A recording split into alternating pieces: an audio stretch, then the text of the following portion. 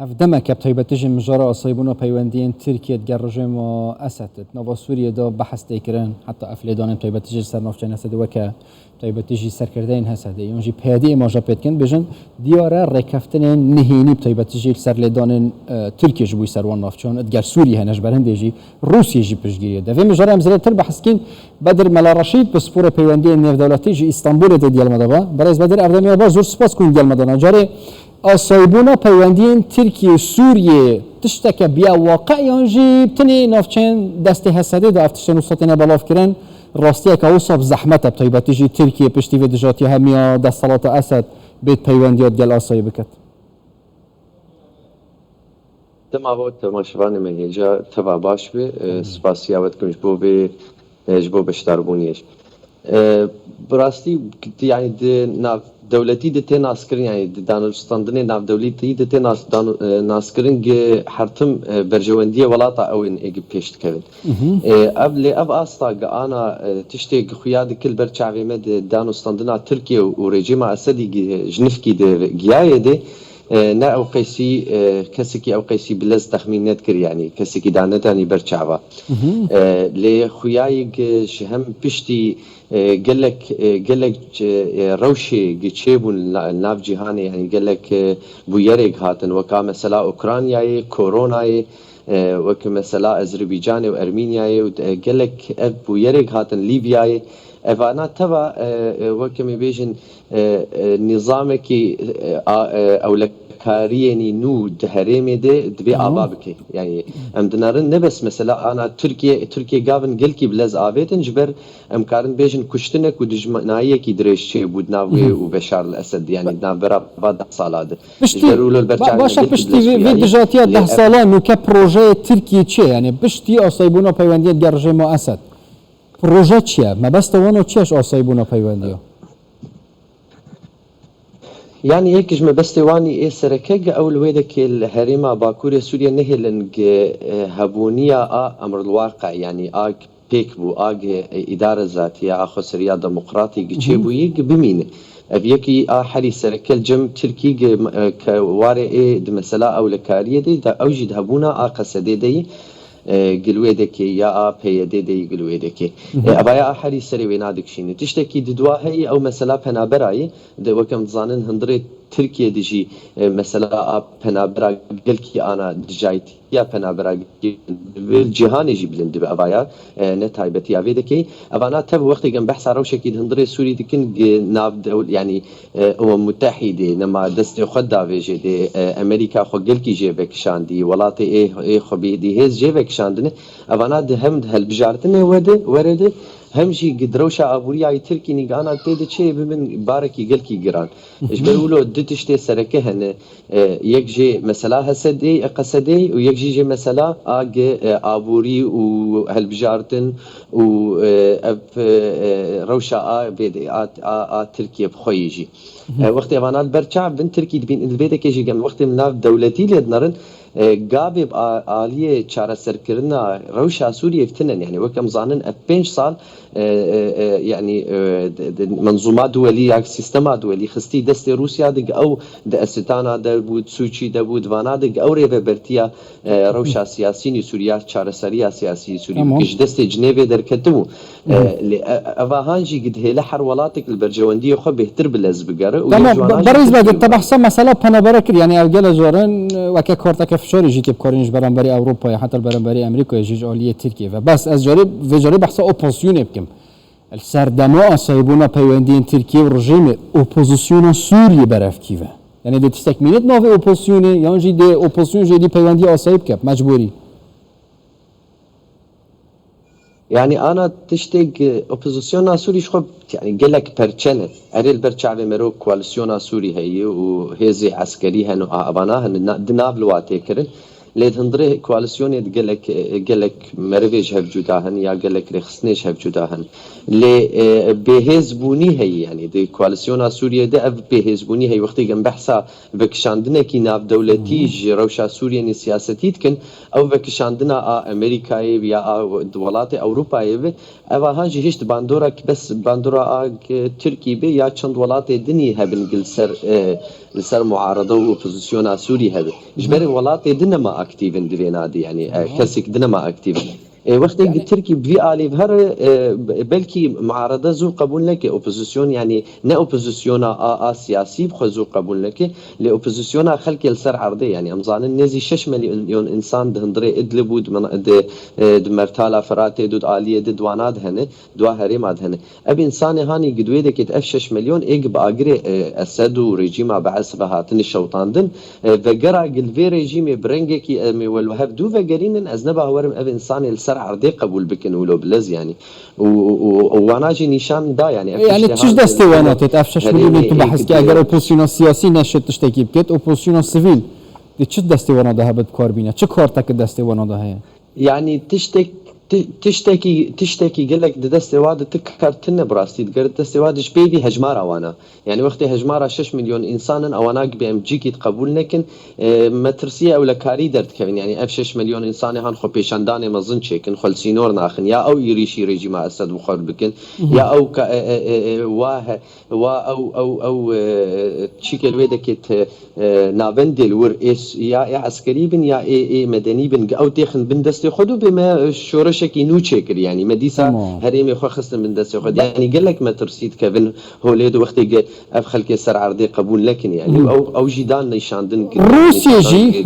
وكادير اشكره يدير ريكد ده مثلا ليدون تركيا بفروكين بفروفون حتى وقت تجي برضه سر نافچند دست سیاست دمه کی دگل جرا روسيا هسد وك هف پیمانه خوزانيه نافچ پیک و پاراستینه دیوتا هندی روسیه تقریبا جوکشش برش مجیلیاوی بشار گل اوکراینیه ادی همین ملف تسلیمی ترکیه کرینه يعني اباياجي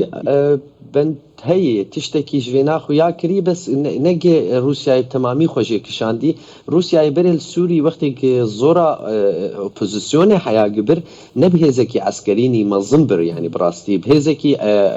يعني عثمانيني مزنبر يعني امي بيجن 10 طياري خو اني بن 20 طياري خو اني بن وهنك بسبوري خوني عسكري اني بن هذا السر عرضيني لشكريني ديجي اوبوزيسيون كارد كروي چاغي ام بيجن مروفاهي بهتر ايران بون دست ایرانی جی يعني دي تشتيق انا دبي برو بناجي جبيرانه كبراستي يعني رولك ايراني قل كي مزن هي دي خراكرنا او لكاريا دباكوري سوري هبد عاليه حلب وان دري دبي افجي حرتم تكبي بيشيا تركيا ولات دجي قد خوازن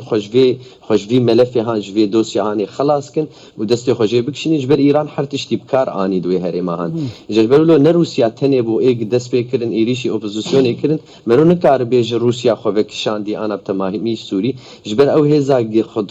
كار بي كنترولا سوري بكن نهزكي برمزن چند طياره وينال سوري هبن چند عسكري ويني بسبوري وانا هبن لويدكي اوانا كاربن ريجيمي ريبرتيا وابكن اوانا بس وين لآل سر عرضه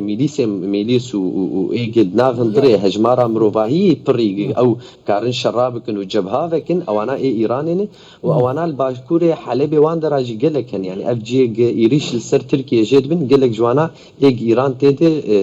باندوراوي برتيد هي يعني هبوناوي إيران تيدي نافبرا فاكشنا براكتيك يعني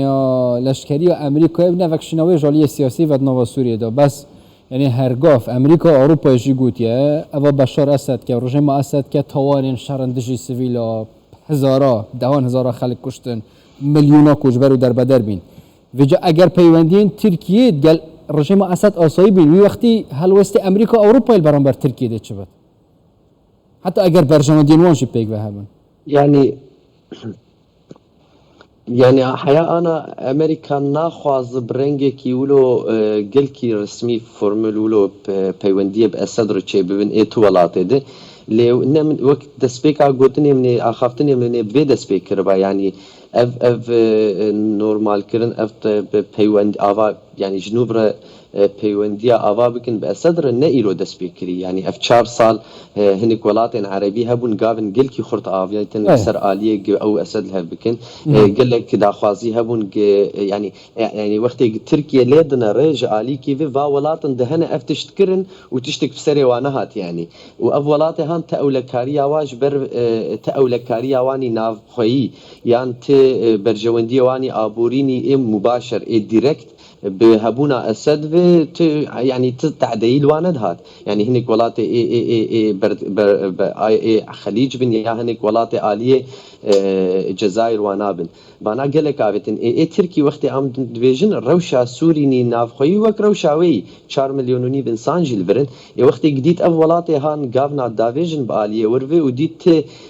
seknek tune ji aliyê Ewropayê ya Amerîkayê vê li dijî vêna seknekî bi rastî ya helwesta avakirina a çareseriyek siyasî tune bi rastî ana ji aliyê Ewropayê jî tune û ji aliyê ji aliyê Amerîkayê jî tune ji ber ji 2015 ve Rusya wextê nigê xwe xist derbasî Sûrî kiriya nigê xwe anî Sûrî bi ew qeyse hêz û opozisyon qedand ew jî çavek yanî Amerîka çavek xwe jêr girtibû em dinarîn ana mesela Ukraynayê gidişêbûye Ewropa xwe li ber Rusya zehf heya demekî dirê jî hinek welatên Ewropa heya ana jî hene nameyên pozîtîv nerm dişînin ji Rusyayê re ji ber aboriya wana gaza wana bi Rusyayê girêdayî ji bo xatirê welatekî di nav zikê wa de nava wa de wek Ukrayna هینجی ئەو قەیسە ینی هەنێک جوا هەنە هەلوەستا گەلکی حشک نەدان یان نامەی نەرم دشینن هێش بۆ وڵاتێکی وەک سووریژی ئەو قەیسە ڕەوشا خۆ رووسیای وانار خەرا نەکەن ینی ئەز بێقەی جەژبەر بەگەر سەر ئاترکێ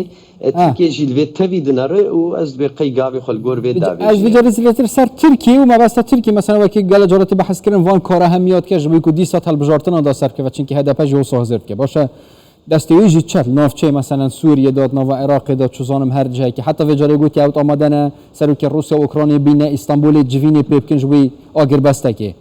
bes navxweya Tirkiye de aborî gelek xirab e siyaset gelek xirab e ev kartên ji derve de karîgeriyê kin serkeftina AK Partiye telbijartinan da yan jî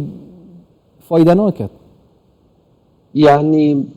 Brastil gor şopandina jêra ev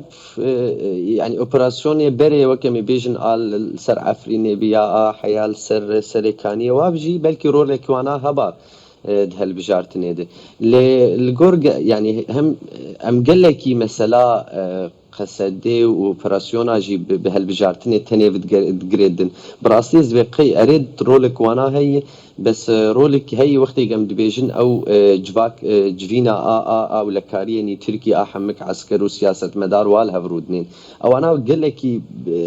ne li ber helbijartinê tenê dinarin yani li ber ewlekariya Tirkî yani ew dibêjin vêna serrast dibêjin berjewendiyê Tirkî û rewşa wênê ewlî ewlekarî bê ka çawa lê dinarin û divêmê operasyonekî bikin yani ewana bêhtir li vê dinarin ana gi operasyonekî nû çê bibe ez ne bawerim ew qeysî bandora wêna li helbijartinê hebe ji ber rewşa Tirkî wek rewşa dinyayê jî tevahî jî yani ana rewşekî aborînî xerab li gelek welatê dinyayê çêbû piştî korona rewşa Tirkî di hinek ciyanî aboriyê de ew qeysî hinekî xerabûnî ketiyê de lê ez ne bawerim ku operasyoneke nû hêzekî xurt bide helbijartina yani te aliyê helbijartina paşa rûja AK Partî ji bo nava Tirkiye de desaletayê bi rêz Bedir Mela Reşîd pisporê peywendiyên nêvdewletîn ji Stenbolê piraya Skypê diyalma dabûn gelek spas bû